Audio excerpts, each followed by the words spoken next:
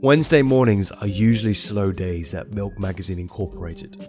For some reason, this is the day that seems to drag on the most. Halfway in the week and too far away from the weekend. These are the days that Louisa and Anna dreaded the most. My God, Louisa huffed in frustration. These days just dragging on so much and it's only 10 in the morning. I know, right? Anna replied, equally frustrated. Even the postman hasn't arrived in time. With this declaration, both the young girls deflated with boredom. This wasn't the kind of life that they had imagined after leaving college. This is what I signed up for when I wanted to get a job as a receptionist, Louisa's mumbled in her bored state. Alright, that wasn't mumbled, but that's fine. Excuse me, ladies. A husky voice resonated through the reception area. It sounded as smooth as the smoothest cream to drizzle over the sweet strawberries of a hot summer afternoon. The girls' ears pricked up and their attention was drawn to the man standing in front of them. His name is Oscar. A successful businessman, he has worked his way up the Milk Magazine Incorporated ladder, and it shows. His sharp suit highlights his broad shoulders and his muscular chest. The hair on his head and his face is a perfect balance of macho ruggedness and gentlemanly sophistication. But the big attraction was his hairy chest, which was on full display for all to see, as Oscar didn't believe in wearing a tie. He had the two girls' full attention. I came to inform you that we've run out of toilet paper in the men's toilets again, Oscar informed Louisa and Anna. He tried to stand as confident as one can be as he proclaimed the toiletry issues that he was having. Well, Anna began to speak. You could just lift one of the panels under the sink. Oh, I can help with that, Oscar! Louisa interrupted eagerly. I can get onto that right away! Anna looked at Louisa in a confused way. Why is she so eager to go into the men's toilets? Fantastic, Oscar replied with a smile, showing off his perfect teeth, and then walked off. You're weird, Louisa, Anna scoffed. I don't understand why you're so eager to change the toilet paper in the stinky men's toilets. Louisa and Oscar embraced each other in a hurried frenzy in the men's toilets, kissing each other like they had been apart for years, when in reality it's only been 24 hours. Meeting in secret was the only time that they could feel each other's bodies during the day. It wasn't very professional for employees to have sex during the working hours, but they didn't care, oh my goodness. Let me just change that for a second, sorry about that. As their hands. There you go. But they didn't care as their hands were heavily gliding over each other's bodies. The moans of ecstasy grew louder and louder. I can't believe, Louisa spoke after breaking away from Oscar's tongue-tying embrace, that you pulled me away from the desk with the toilet paper line? Could you think of anything, I don't know, less gross than that? Come on, Oscar said as he shrugged. It was the first thing I could think of. Besides, I just wanted to look deep into your glasses-covered eyes, kiss your cute freckles, run my hands through your long brown hair, and just grab onto your fucking sexy ass. This was crude and vulgar and frankly not very clever. But Oscar knew that he could get away with it due to his charms and his tight body. Louisa giggled like the young girl that she was and bit her lower lip seductively. They both knew what was going to happen next. They locked lips once again, kissing hard at each other.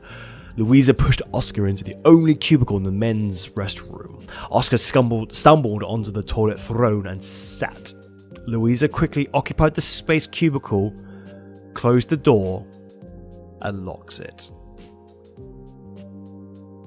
Louisa promptly pulled down her underwear, which was easy to access through her tight black dress.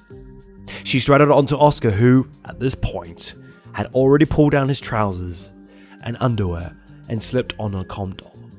Safety first. Then, the inevitable happened. Louisa grabbed Oscar's throbbing meat, inserted it into her moist entrance, and slid all the way down. Louisa felt the thickness fill her insides wonderfully. Oscar felt the tightness grip his hard member. For that single moment, they felt that they were truly connected like one. Of course, that moment only lasted a moment. Uncontrollable lust was in full control of the situation. She began to bounce up and down on the hard cock, which swelled more and more with each sliding motion. Despite the largeness of the man rod, Louisa was more than capable of accepting all of Oscar's manhood, with each thrust pulses of sexual energies rippled through Louisa's body, making her want to touch and feel everything: his stubble, his hair, her front, her swollen clit, before stabilizing herself by holding onto the walls of the cubicle. Her small perky tits swelled with carnal sensuality. She tried not to make a sound in fear of somebody hearing them, but she was so full of dick. She wanted it. She loved it so much. Whimpers of pleasure escaped her lips. Her mind was sexual mush, and her body was on autopilot. Louisa needed to feel something in her hands. She hastily unbuttoned Oscar's shirt and pulled it apart to reveal the thick mat of masculine hair on his chest. She plunged her hands deep into the matted carpet that was Oscar's chest and dug her nails into the flesh and hair. This only got Oscar more excited. With both his hands, he grabbed onto the plump buttocks. The kind of buttocks that had no business being on a woman of so thin and so slim. Squeezing firmly on each buttock, he took control of the rhythmic sliding of her body, up and down his dick. It took but a few moments for the rhythm to be found. Up and